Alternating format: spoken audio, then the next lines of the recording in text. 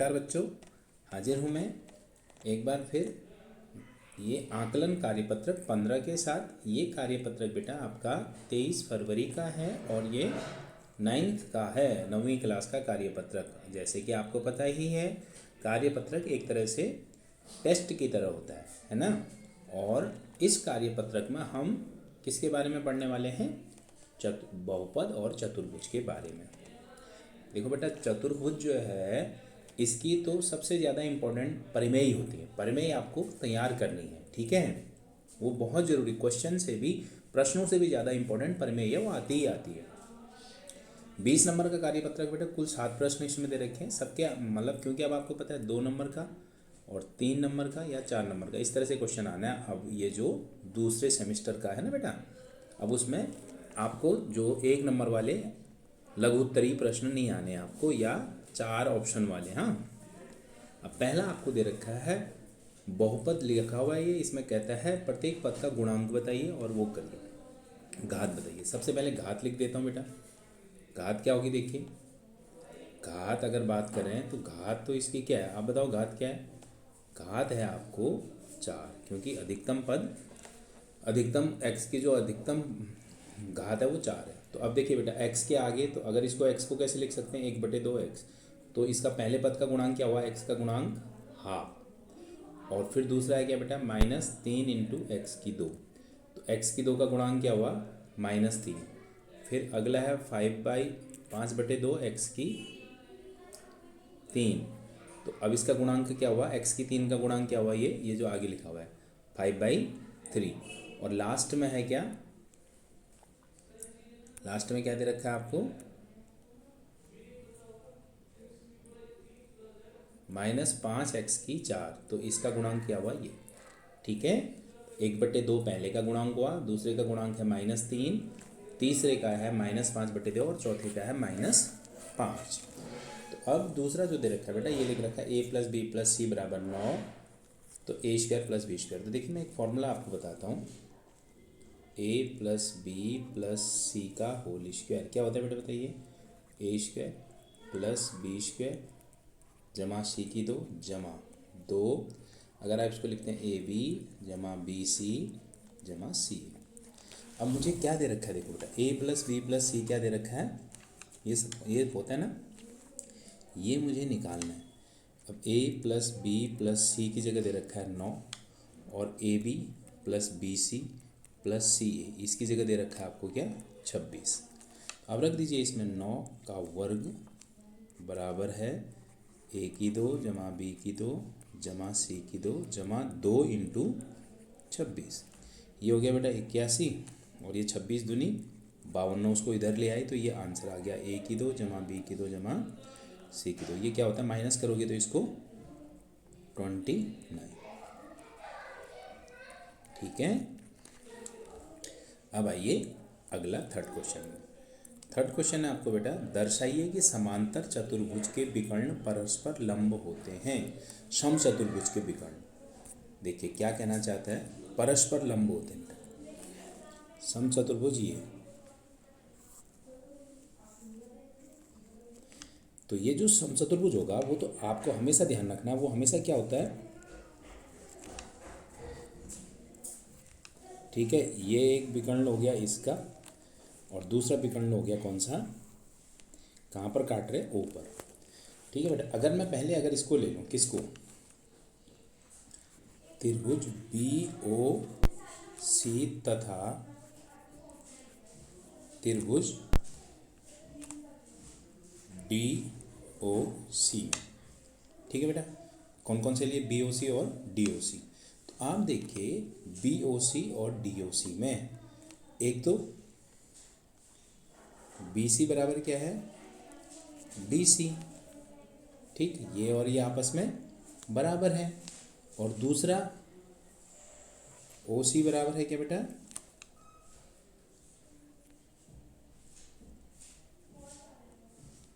OC, क्यों? ये उभयनिष्ठ है।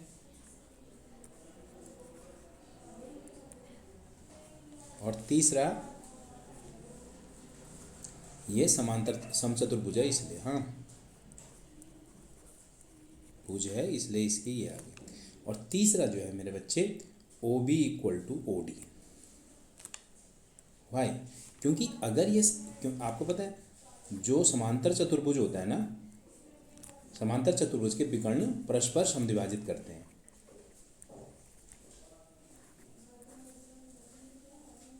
परस्पर समद्विभाजित करते हैं, है ना, बराबर दो भागों में बांटते हैं, मतलब आप समझ रहे हैं।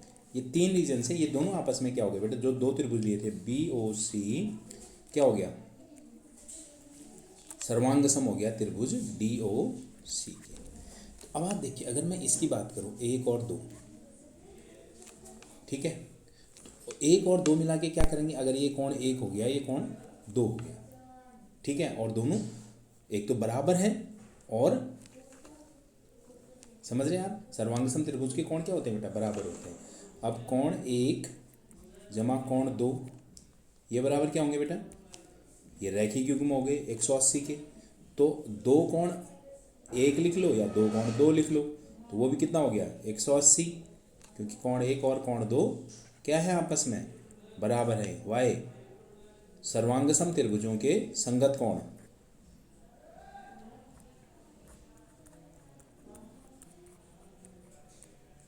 ठीक है, तो ये कोण 1 बराबर आ गया कितना, 90 डिग्री। अगर 1 90 तो 2 90, फिर 2 90 तो ये वाला 3 भी 90 और चौथा भी 90। तो ये क्या हुआ, ठीक है। अतः इसी प्रकार क्या, 2 भी 90 हो गया, लंब समद्विभाजक हो गया बेटा। एक तो बराबर भागों में तो बांटते ही बांटते हैं, और ये आपस में लंब भी हो गया। अतः सम चतुर्भुज के कोण के लंब के विकर्ण परस्पर समद्विभाजित करते हैं, परस्पर समद्विभाजित करते हैं। ठीक है, ये आपको प्रूफ करना था। ओके, चलिए बेटा अब आगे बढ़ते हैं। अगला है आपका, ये दे रखी है फिगर आपको, इसमें कहता है त्रिभुज ए बी सी एक क्या, देखिए बेटा ये लिख रखा है बी ए सी एक समद्विभाजित त्रिभुज है, ये और ये, ठीक, ये भुजा और ये भुजा बराबर। तो आप समझ लीजिए, इसका नाम दे रहा हूँ मैं, इसको 1 कोण दे देता हूँ, कोण 1, और इसका नाम दे देता हूँ कोण 2, इसका नाम देता हूँ मैं कोण 3, और इसका नाम देता हूँ कोण 4। तो इससे थोड़ा समझने में आसानी हो जाएगी। ध्यान दीजिएगा, ए बी सी एक समबाहु त्रिभुज है, तो ए बी बराबर ए सी, ठीक है जी। फिर उसके बाद ए डी बाह्य कोण है, ये बाह्य कोण हो गया इधर वाला, ए पी डी बना इसका नाम, पी ए सी को समद्विभाजित करता है। देखो ए डी जो है बेटा, पी ए सी बाह्य जो कोण है उसको ए डी समद्विभाजित करता है, और सी डी यानी ये वाली और ये आपस में क्या है, पैरेलल है, सी डी और ए बी, देखा आकृति दे रखी है। अब ये दर्शाना है D A C, D A सी का मतलब देखिए आप पहले कोण देखो, डी ए सी कौन सा है, डी ए सी यानी कोण 3, और दूसरा कोण है बेटा बी सी ए, बी सी ए मतलब कोण 2। ये आपको क्या करना है, सिद्ध करना है। ठीक है, ये चित्र यहीं पर बना हुआ है, क्योंकि स्क्रीन रिकॉर्डर में बनाने में ना थोड़ी दिक्कत हो रही, तो इसलिए मैं इसी में समझा रहा हूँ आपको। अब पहले आप देखिए बेटा, त्रिभुज ए बी सी में लोगे, ए बी बराबर क्या है, ए सी है, तो कोण 1 बराबर क्या हो गया बेटा, कोण, क्यों, समान भुजाओं के सम्मुख कोण, समान भुजा के सम्मुख कोण, ठीक है, के सम्मुख कोण। ओके, अब आप देखिए बेटा, उसने दे रखा है कोण 3 बराबर कोण 4, हमें दिया हुआ है, क्योंकि कहता है ए डी बाइसेक्ट कर रहा है, ये हमें क्या है, दिया है, 1 2 के बराबर, 3 और 4 के बराबर दे रखा है। अब आपको एक बाह्य कोण वाली परिमेय पता होगी, तो यानी ये वाली जो किसी त्रिभुज का बाह्य कोण जिसका नाम है पी ए सी, अंतः कोणों के, सुदूर अंतः कोणों के योग के बराबर होता है, जिसमें कौन सा, एक तो 1 और इसमें 2 बराबर होगा एंगल 1 प्लस एंगल 2। तो आप एक चीज़ देखिए, पी ए सी किस किस से मिलकर बना है बेटा, कोण 3 जमा कोण 4, कोण 3 जमा कोण 4 से बना है ना, और बराबर है कोण 1 जमा कोण 2। ठीक है, ये वाली चीज़ें आपको समझ में आई। अब यहाँ पर देखिए आप कोण 3 और कोण 4 मिला के क्या बना देंगे बेटा, कोण 3 और 4 मिला के क्या बना देंगे, 2 कोण 3 लिख दिया मैंने। क्यों, 3 और 4 आपस में बराबर हैं, 2 कोण 3 यहाँ लिख दिया और यहाँ हो जाएगा 2 कोण 2। क्यों बेटा, 1 और 2 बराबर हैं, 3 और 4 भी बराबर हैं, तो दोनों के डबल कर दिए मैंने। 2 से 2 अगर आप काट देते हैं तो पहली चीज़ आपकी प्रूफ हो जाती है, कौन सी, कोण 3 बराबर कोण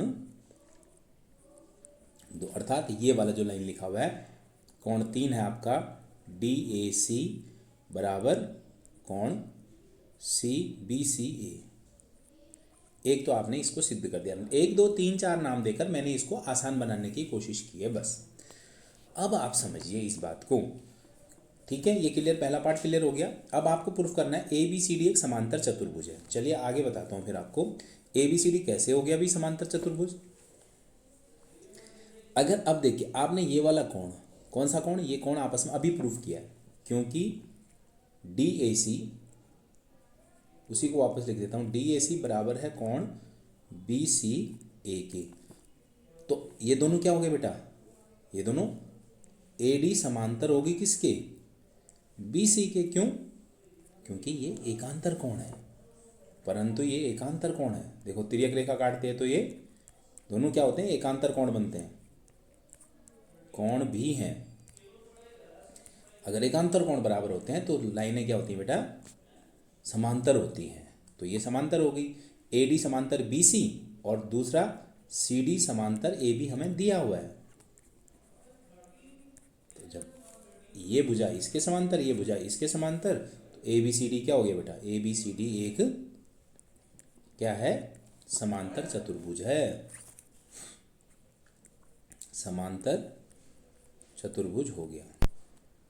ठीक है बेटा, चलिए अब बढ़ते हैं आगे क्वेश्चन में।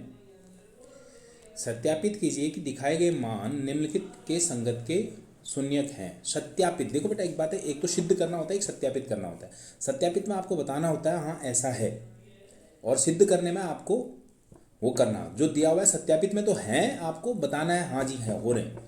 तो यहाँ पर इस क्वेश्चन में मेरे को जो कमी लगी, देखिए क्या करूँगा, x = 1 और -1 दे रखा है। पहले मैं px, इसमें पहले -1 रखूँगा, पहले 1 रखूँगा, x की घात -1 है, पहले अगर इसमें -1 रखता हूँ बेटा, p1 भी 0 आना चाहिए।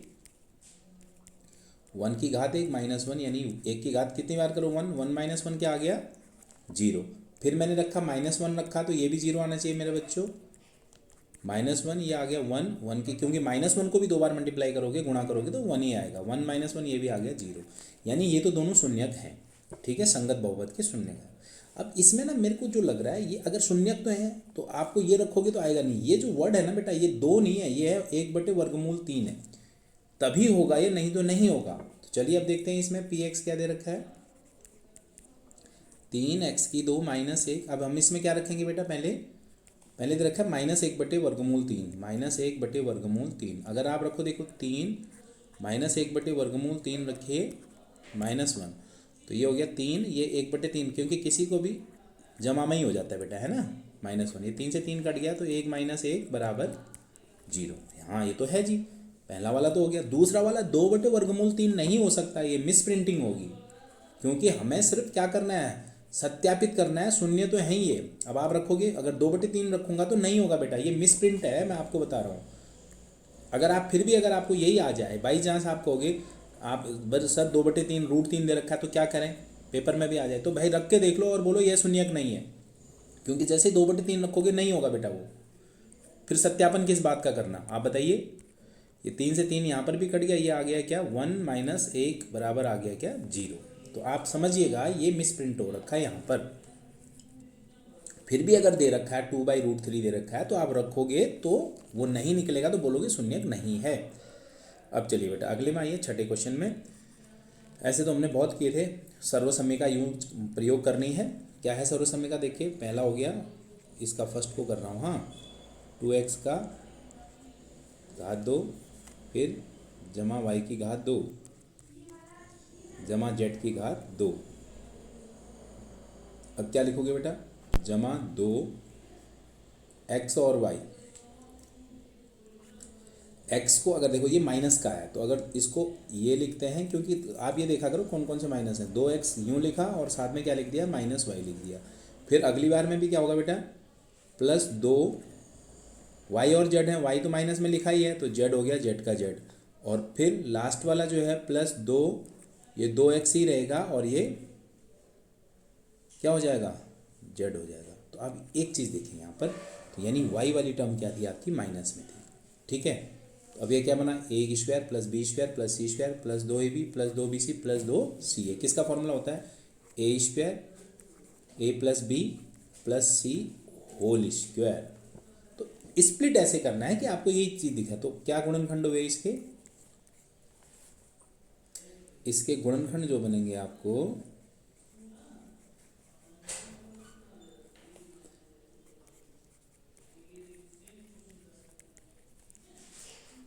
ये बन जाएंगे इसके गुणनखंड। ठीक है जी। अब उसके बाद देखिए दूसरा इसका क्वेश्चन, उसमें भी ऐसे ही बनाना है बेटा। अब इसमें देखिए, इसको शुरू करूँगा तो √2x लिखना पड़ेगा।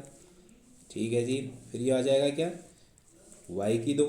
8 को लिखोगे तो किसका लिखोगे बेटा, 2√2 जेड की 2। ये 8 होता है ना, 8 को 2√2 के करना। अब इसको, अब देखिए इसमें x और z और दूसरा एक एक्स वाई माइनस है, एक एक्स जेड माइनस है। तो इसका एक अंडरस्टूड बात होगी बेटा, इसमें एक्स वाली टर्म क्या होगी आपकी, माइनस होगी, या फिर वाई और जेड वाली दोनों टर्म क्या होंगी, माइनस होंगी। तो क्या होगा, वाई जेड प्लस में आ जाएगा, एक्स वाई भी और वाई। तो बी पहला माइनस लेने के बजाय बाद वाले ले लेते हैं। हाँ देखिए, माइनस इसको जब करेंगे ना, तो आपने लिया 2a की जगह क्या रखोगे, ये b की जगह क्या रखोगे, माइनस वाई रखोगे, यानी ये माइनस का टर्म हो गया बेटा। फिर अगला जमा 2 वाई जेड क्या है आपका, y है आपका माइनस वाई और z है आपका, इसको भी आप माइनस में रखेंगे क्योंकि तभी आपका ये प्लस आ सकता है बेटा, -2√2 जेड। और फिर लास्ट में प्लस 2 x की जगह √x है और y की जगह क्या है, 2√2 जेड। ये है माइनस का। देखिए बेटा, जब दोनों का यहाँ दोनों माइनस माइनस है, इस केस में आप देखिए, इसमें हमने दोनों माइनस माइनस ले लिए, इसमें दोनों माइनस हुए तो प्लस हो जाएगा, इसमें एक माइनस है, इसमें तो मैंने इसको इन दोनों को, ये हमें देखना होता है बेटा कहाँ रखना करके। अगर आप इस पे लगाते तो यहाँ दोनों में प्लस का साइन करना पड़ता है, ये भी माइनस का हो जाता है, फिर तीसरा भी। तो आपकी मर्जी है, जैसे मर्जी कर लीजिए आप ये। ठीक है, अब ये क्या बना फिर, √2x minus Y minus 2√2 Z, इसकी होल स्क्वायर। तो अल्टीमेट क्या बन रहा है बच्चे, √2x minus Y minus 2√2 Z एक, और दूसरा √2x minus Y minus 2√2 Z. ये दो फैक्टर बन गए आपके, और इस तरह से इनका क्या हो गया, फैक्टराइजेशन कर लिया हमने। अब लास्ट क्वेश्चन, समांतर चतुर्भुज का एक विकर्ण दो सर्वांगसम त्रिभुजों में बांटता है। चलो जी, समांतर त्रिभुज का एक विकर्ण उसे दो सर्वांगसम त्रिभुजों में बांटता है। एक बार फिर मैं आपको दिखा देता हूँ। समांतर चतुर्भुज किसे कहते हैं आप बताइए। समांतर चतुर्भुज होता है जिसकी दो भुजाएं आपस में क्या होती हैं, समांतर होती हैं, आपस में असम्मुख भुजाएं। अगर इसका विकर्ण मैंने मान लिया बेटा ये कौन सा, ए, ये हो गया बी, ये हो गया सी और ये हो गया डी। मुझे क्या करना है, मुझे अगर मान लो मुझे ए सर्वांगसम सिद्ध करना है। सर्वांगसम है किसके, ए बी सी और ए डी सी।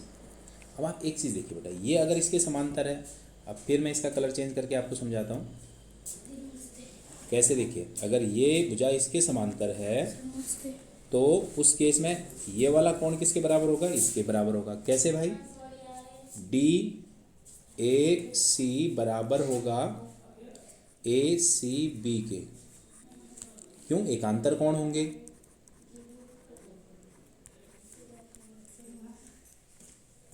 फिर दूसरा, अगर ये इसके समांतर है बेटा तो ये वाला कोण देखिए क्या नाम है इसका, बी ए सी किसके समांतर बराबर होगा, डी सी ए के, बी ए सी ये इसके बराबर होगा। ये दोनों आपस में समांतर और ये वाला पहले वाला आपस में समांतर बराबर, ठीक है, डी सी ए।